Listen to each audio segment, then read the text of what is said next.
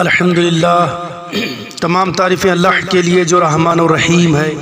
درود و سلام نازل ہو خاتمین علیہم الصلاۃ والسلام پر اور آپ کے اعلیٰ صحاب پر۔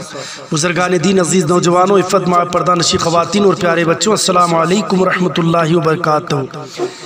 عزیزان محترم، آج کی اس مختصر سی نشست میں ہم دعا و رضا الہی کو سمجھنے کی کوشش کریں گے۔ اس سے قبل بھی ہم نے بیان میں رضا الہی کی عنوان سے بیان کیا ہے، جسے سمجھنے کی ہم اور آپ نے کوشش کی ہے۔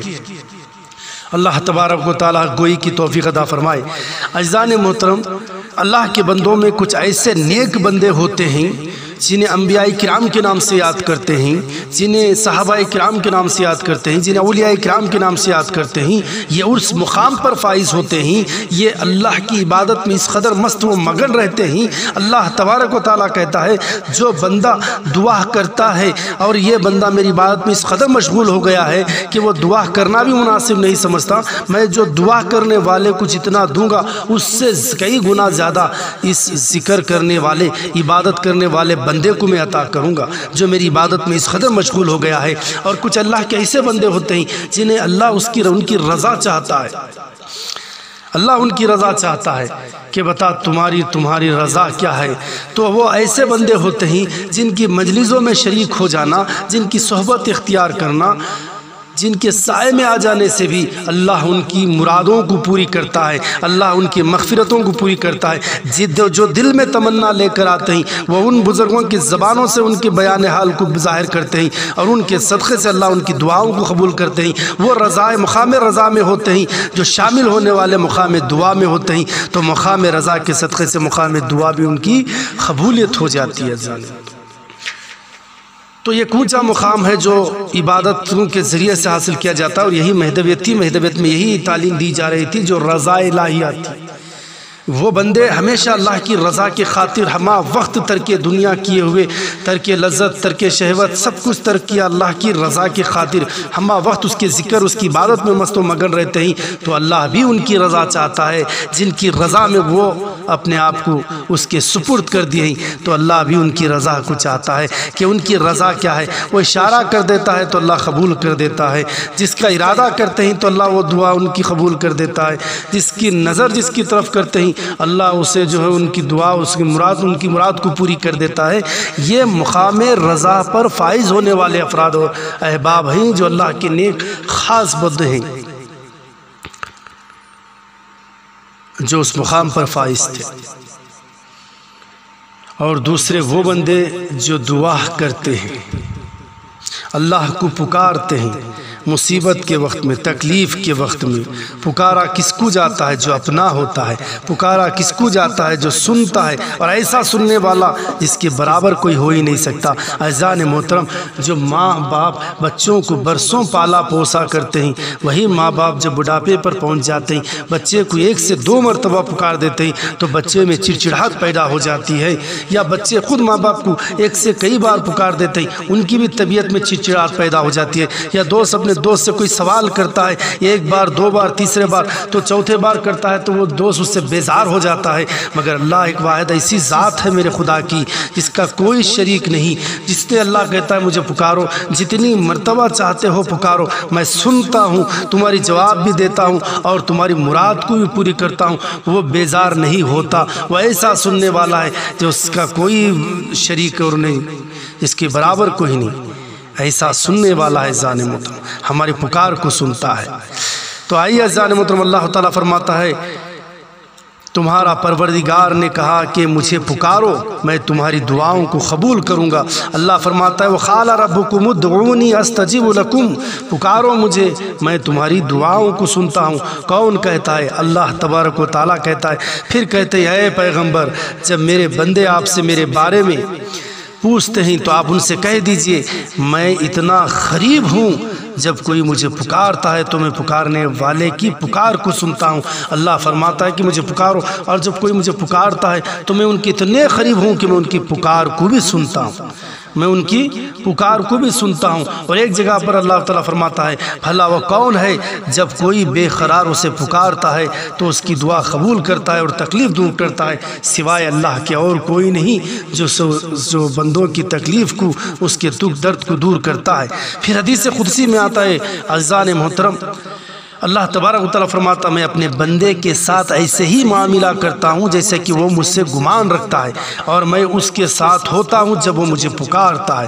تو یہ عزیزان محترم میں نے بتایا رضا الہی کا مقام یہ وہ مقام ہوتا ہے جب وہ پکارتے ہیں تو اللہ ان کے ساتھ ہوتا ہے، اللہ ان کے ساتھ۔ اللہ فرماتا ہے بندے مومین میں تیرے گمان کے ساتھ ہوں، اسی لیے نیک گمان کر، تیرا جس طرح جیسا گمان میرے تعلق سے ہوگا میں اسی طرح تیرے ساتھ سلوک کروں گا۔ اور دوسری بات یہ ہے کہ جب مجھے تو پکارے گا تو میں تیرے قریب میں ہوں گا، میں تیرے ساتھ ہوں گا، تیرے پکارنے والے کے ساتھ ہو جاؤں گا۔ اللہ اکبر اللہ اکبر۔ عزیزان محترم چنانچہ ابو ہریرہ رضی اللہ عنہ کا ارشاد ہے کہ اللہ کے نبی صلی اللہ علیہ وسلم فرماتے ہیں جس کو یہ بات اچھی لگتی ہو کہ اللہ تعالیٰ مصائب و آلام کے وقت میں اس کی دعا کو قبول کرے تو اسے چاہیے کہ راحت کے دنوں میں خوب دعائیں کرے۔ یعنی اللہ کے نبی فرماتے ہیں جو بندہ یہ چاہتا ہے کہ مصیبت تکلیف کے وقت پریشانی کے وقت بیماری کے وقت میں اگر اللہ اس کی دعا سنے تو اسے چاہیے کہ راحت فرحت خوشی کے موقع پر اللہ کو خوب یاد کرے اور خوب دعائیں مانگی کرے۔ پھر عزیزان محترم حضرت ابو ہریرہ رضی اللہ تعالیٰ نبی کریم صلی اللہ علیہ وسلم کے ارشاد کو نقل فرماتے ہیں، آپ فرماتے ہیں کوئی چیز اللہ تعالیٰ کے نزدیک دعا سے زیادہ معزز نہیں ہے، کوئی چیز دعا سے زیادہ معزز نہیں ہے۔ کون فرماتے ہیں؟ یہ اللہ کے نبی کریم صلی اللہ علیہ وسلم فرماتے ہیں۔ پھر نعمان بن بشیر رضی اللہ عنہ نبی کریم صلی اللہ علیہ وسلم کے ارشاد کو نقل فرماتے ہیں الدعاء هو العبادۃ، دعا خود ایک عبادت ہے، دعا کیا ہے؟ ایک عبادت ہے۔ پھر ایک روایت میں اللہ کے نبی صلی اللہ علیہ وسلم فرماتے ہیں الدعاء مغل عبادتی، دعا جو ہے تمام عبادت کا مغز ہے، مغز چھلکے کے اندر ہے۔ چھلکا متصور کیا جائے کہ عبادت ہے تو دعا بھی عبادت ہی کے اندر ہے نہ کہ عبادت کے باہر ہے، اور سجدے ارکان عبادت میں سے ہے، ارکان عبادت میں سے۔ تو اس دربار میں اللہ کو سجدہ و سجود ہو کر اللہ کو ہم پکارتے ہیں۔ تو اس کی تفسیر اور تشریح بہتر انداز میں بزرگان دین نے کی ہے۔ تو عزیزان محترم مختصر میں آپ کو یہ دعا کے بارے میں قرآن اور احادیث میں جو باتیں بیان کی گئیں اسے سمجھنے اور سمجھانے کی کوشش کر رہا ہوں۔ عزیزان محترم اللہ کے نبی صلی اللہ علیہ وسلم ایک جگہ پر فرماتے ہیں، کیا فرماتے ہیں؟ اللہ تعالیٰ سے اس کا فضل مانگو، بالکل میرے مہدی موعود الاسلام کے فرمان کے مطابق جو امام اللہ نے اسی نبی کریم صلی اللہ علیہ وسلم کے حکم کے تحت میں کہی تھی بات کہ اللہ سے اگر کچھ مانگنا ہی چاہتے ہو تو عدل مانگو، عدل مانگو، عدل مت مانگو۔ جو اگر کوئی اپنے اعمال کا عدل مانگتا ہے تو سمجھو کہ وہ ہلاک ہو گیا۔ اگر اللہ ہی سے کچھ مانگنا چاہتا ہے تو اس کا فضل مانگو، کیونکہ جو اس کے فضل کو مانگتا ہے وہ بخش جاتا ہے۔ وہی میرے مہدی موعود الاسلام فرماتے ہیں نمک مانگنا ہے، دھس بھی مانگنا ہے تو وہ کس سے مانگو؟ اللہ سے مانگو۔ تو خود مہدی موعود الاسلام فرما رہے ہیں کہ دعا کرو، پکارو، مانگو، سوال کرو، کس سے کرو؟ اللہ سے کرو۔ پھر وہی مہدی موعود الاسلام فرماتے ہیں کہ اللہ سے اس کا فضل مانگو، فضل مانگو کہ تم جیو کی طرح بخشے جائیں گے۔ تو یہاں پر اسی کے تحت اللہ کے نبی فرماتے ہیں اللہ تعالیٰ سے اس کا فضل مانگو، اس لیے کہ اللہ تعالیٰ اس بات کو پسند کرتے ہیں اور اس سے سوال کیا جائے گا۔ اور افضل عبادت کشادگی کا انتظار کرنا، یعنی مصیبت کے بعد کشادگی کا، تکلیف کے بعد راحت کا، اس کا انتظار کرنا، یہ کیا ہے؟ یہ افضل العبادت ہے۔ پریشانیاں کتنی بھی کیوں نہ ہو، مصیبتیں کتنی بھی کیوں نہ ہو، مگر اسے اس بات کا انتظار، کشادگی کا، راحت کا، فراوانی کا اور اچھی صحت کے دنوں کا اس کو انتظار کرنا کیا ہے؟ یہ ایک افضل العبادت ہے۔ اللہ کے نبی صلی اللہ علیہ وسلم فرماتے ہیں جو اللہ تعالیٰ سے سوال نہیں کرتا اللہ تعالیٰ اس پر غصہ ہوتے ہیں۔ جو من لم یسع للہ یغضب علیہ، اللہ فرماتا ہے یغضب علیہ، جو اللہ تعالیٰ سوال نہیں کرتا اللہ تعالیٰ اس پر غصہ کرتے ہیں۔ پھر ایک روایت میں یوں بھی آتا ہے جو اللہ سبحانہ وتعالیٰ سے دعا نہیں کرتا اللہ تعالیٰ اس پر غصہ فرماتے ہیں۔ عزیزان محترم دعا پکارنے کو بھی اللہ پسند فرماتا ہے کیونکہ کوئی عبادت ہے اور اسی کی طرف ہم رجوع ہوتے ہیں، اور جو نہیں پکارتے اللہ کہتا ہے کہ اس پر میرا غصہ نازل ہوتا ہے۔ پھر حدیث قدسی میں آتا ہے کہ اے ابن آدم بے شک تو جب تک مجھ سے دعا کرتا رہے گا اور مجھ سے امیدیں رکھے گا میں تیرے ہر گناہ کو معاف کر دوں گا۔ مجھے پرواہ نہیں میں کوئی پرواہ نہیں کروں گا، یعنی تیرے جتنے بھی گناہ کیوں نہ ہو اس کی مجھے کوئی پرواہ نہیں ہے، جب تک تو مجھ سے پکارتا رہے گا، جب تک مجھ سے دعا کرتا رہے گا، جب تک مجھ سے امیدیں تیری وابستہ رہیں گی، یقین رہے گا تو میں تیرے ہر گناہ کو معاف کر دوں گا، چاہے گناہ کتنے بھی کیوں نہ ہو۔ تجھے میری رحمت پر یقین رکھنا ہوگا، تجھے میرے فضل پر یقین رکھنا ہوگا اور مجھ سے دعائیں کرتے رہنا ہوگا، تو میں تجھے جو ہے تیرے ہر گناہ کو معاف کر دوں گا۔ پھر اللہ کے نبی صلی اللہ علیہ وسلم فرماتے ہیں جو شخص بھی اللہ تعالیٰ سے دعا کرتا ہے تو اللہ تعالیٰ اسے یا تو بعینہ وہی عطا کر دیتا ہے جو جس کی وہ دعا کرتا ہے، یا اس جیسی کوئی تکلیف اس سے دور کر دیتا ہے جب تک کہ وہ کسی گناہ یا خطا رحمی کی دعا نہ مانگے۔ تو عزیزان محترم میں تین باتیں دعا کرنے سے فائدے ہیں۔ اگر دعا اللہ کے نبی صلی اللہ علیہ وسلم فرماتے ہیں تین باتیں، ایک تو دعا جو کرتے ہیں اس کی جیسی یا دنیا میں ہی قبول کر دیتا ہے، اگر نہیں تو اللہ تعالیٰ اسے آخرت میں اس کے لیے ذخیرہ کر دیتے۔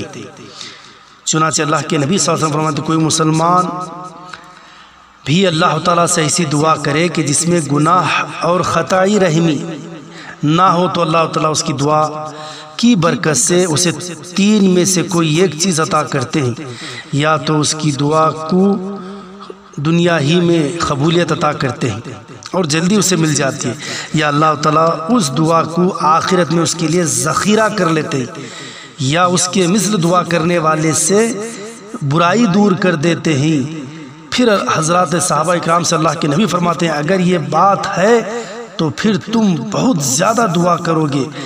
پھر اللہ کے نبی صلی اللہ علیہ وسلم نے فرمایا اللہ تعالیٰ اس سے بھی زیادہ عطا کرنے والا ہے، اس سے بھی زیادہ اللہ عطا کرنے والا ہے۔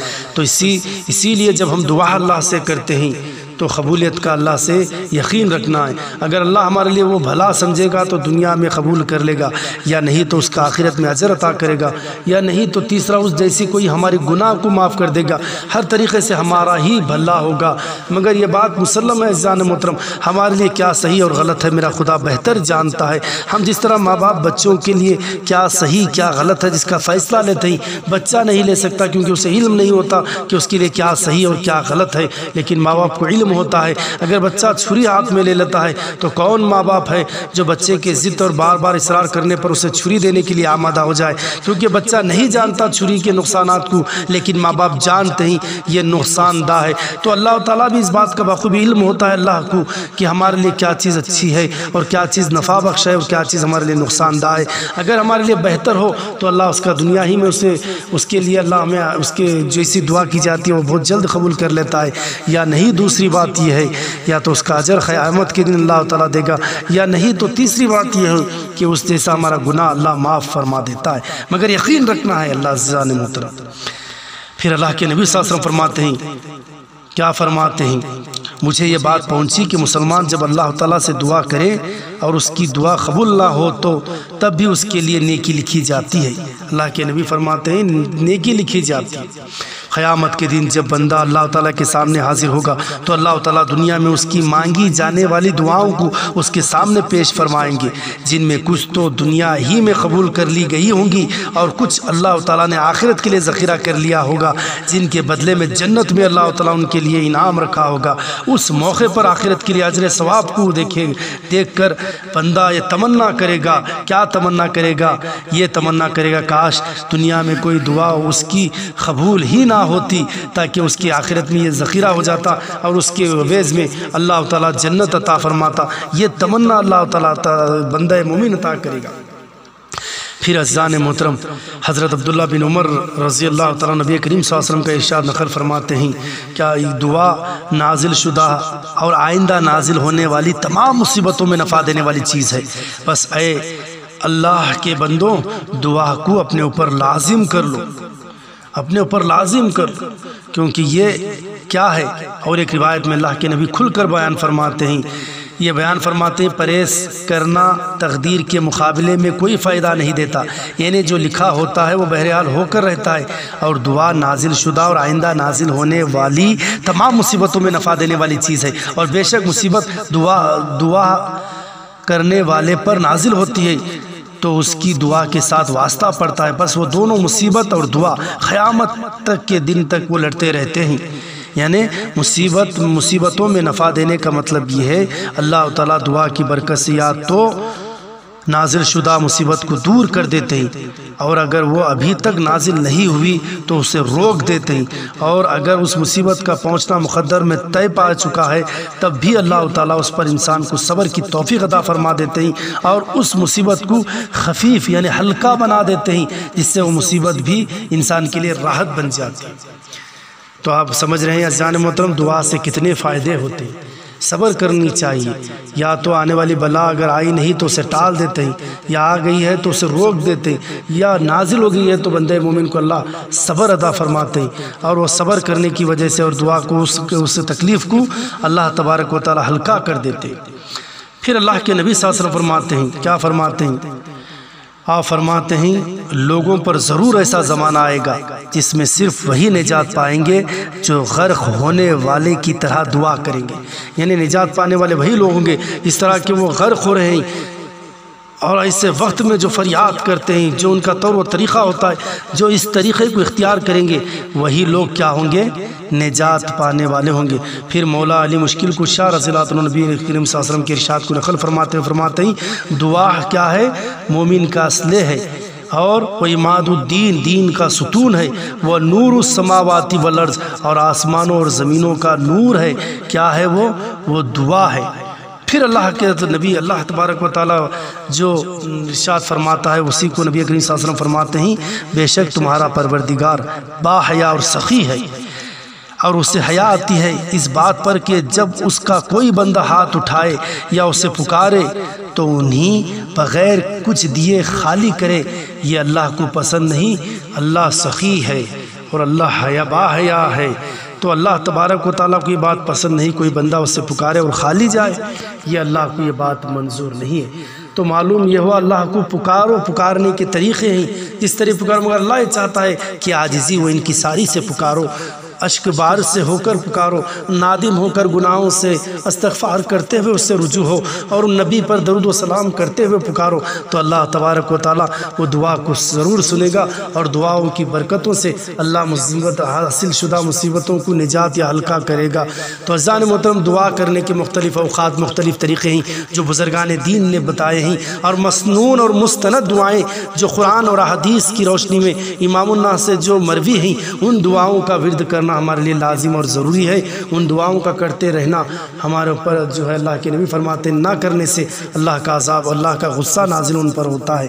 اور دوسرا مختلف صورتیں ہیں، اور سب سے بہترین صورت ہے، سب سے زیادہ قریب اللہ تبارک و تعالیٰ ایک تو کہتا ہے جب بندہ دعا کرتا ہے میں اس کے قریب ہوتا ہوں، اس کے ساتھ ہوتا ہوں۔ دوسرا اللہ کہتا ہے بندہ جب سجدہ کرتا ہے تو سجدے کی حالت میں وہ مجھ سے قریب ہوتا ہے، ایک اپنے اشرف الاعضاء اپنے زمین پر رکھ کر مجھ سے گر گڑا کر اللہ سے دعا کرتا ہے، تو اللہ ضرور اس کی دعاؤں کو قبول کرتا ہے۔ اللہ کے نبی کے طور طریقے سے اللہ کے نبی نے جہاں ہاتھوں کو بلند کر کے دعائیں کی، ہم یقیناً وہاں ہاتھوں کو بلند کر کے دعائیں کرتے ہیں۔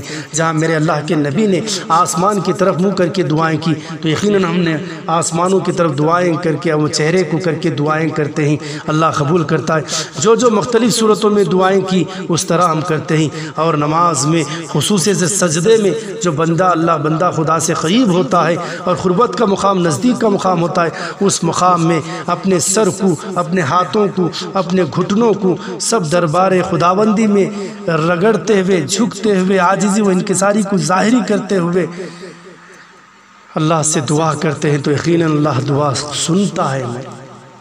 اب ہم دعا کے رضا کے مقام سے ہٹ کر دعا کے مقام پر آئے ہوئے، تو یقیناً ہمیں دعا کرنی چاہیے۔ جس آج جو پریشانی حال، آج جو موت جو رقص کر رہی ہے گلی گونچے میں، آج چاروں طرف دیکھیے مصیبت ہی مصیبت ہے، ناگہانی واقعات ہیں، موت ہی موت ہے۔ ایسا معلوم ہو رہا ہے کہ اللہ کا اتنا بڑا عذاب اس قدر نازل ہو گیا، اللہ اس طرح ہم سے خفا ہو گیا ہے جس کا ہم ذکر نہیں کر سکتے۔